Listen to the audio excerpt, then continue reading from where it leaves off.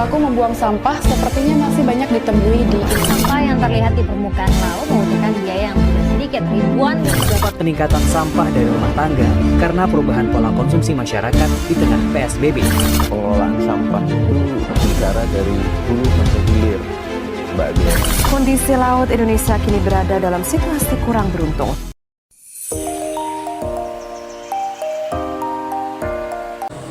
Sampah kini menjadi salah satu polemik permasalahan yang terjadi di Indonesia.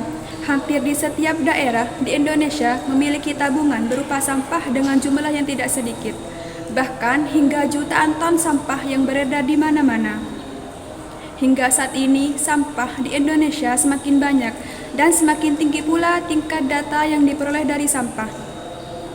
Sampah yang kita buang tidak terbuang, ia hanya berpindah tempat saja dan menuju ke tempat pembuangan akhir atau yang biasa kita sebut dengan TPA. Indonesia merupakan salah satu negara penghasil sampah terbesar di dunia. Jutaan ton sampah dihasilkan setiap harinya. Data dari Sistem Informasi Pengelolaan Sampah Nasional atau SIPSN dan Kementerian Lingkungan Hidup dan Kehutanan atau KLHK menunjukkan bahwa pada tahun lalu 2022, hasil input data 202 kabupaten atau kota se-Indonesia menyebutkan bahwa jumlah timbunan sampah nasional mencapai angka 21,1 juta ton. Dari total produksi sampah nasional tersebut, 13,9 juta ton dapat terkelola dengan baik, sedangkan sisanya 7,2 juta ton belum terkelola dengan baik.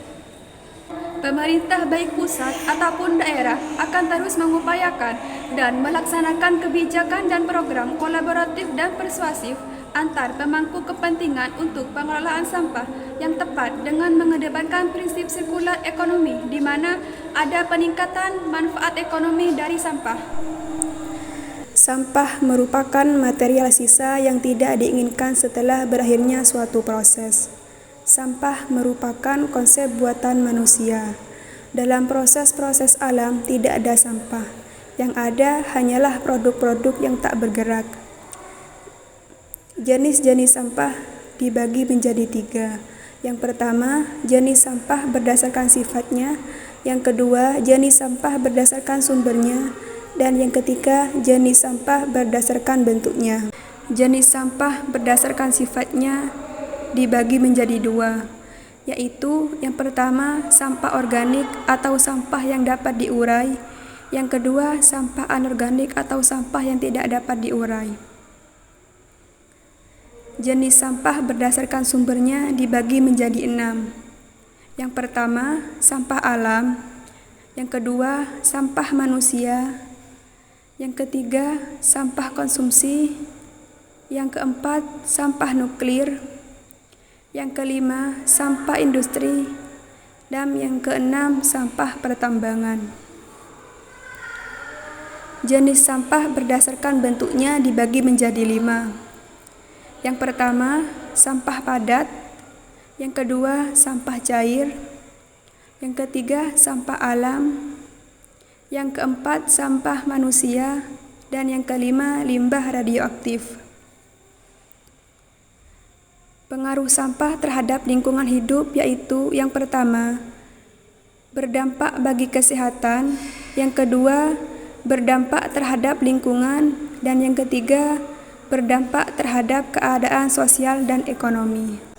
Kesadaran kolektif dan keterlibatan masyarakat dalam pengelolaan sampah merupakan salah satu bentuk modal sosial untuk menciptakan budaya bersih sebagai bagian dari identitas dan karakter masyarakat Indonesia. Gerakan Indonesia Bersih sebagai salah satu pilar dari 5 Gerakan Nasional Revolusi Mental atau GNRM diharapkan menjadi gerakan sosial kolaboratif yang ikut berkontribusi membina mental masyarakat untuk sadar dan paham akan permasalahan sampah dan bergerak untuk mengambil bagian dalam pengelolaan sampah. Prinsip pola pengelolaan sampah tradisional yaitu kumpul, buang, angkut harus ditinggalkan dan mulai mengubah perilaku dimulai dengan upaya pilah-pilih sampah di rumah hingga gaya hidup 3R yaitu reduce, reuse, dan recycle. Metode 3R atau yang disebut dengan reuse, reduce, dan recycle merupakan salah satu cara terbaik dalam mengelola dan menangani sampah dengan berbagai jenisnya, dari jenis sampah plastik yang aman hingga beracun.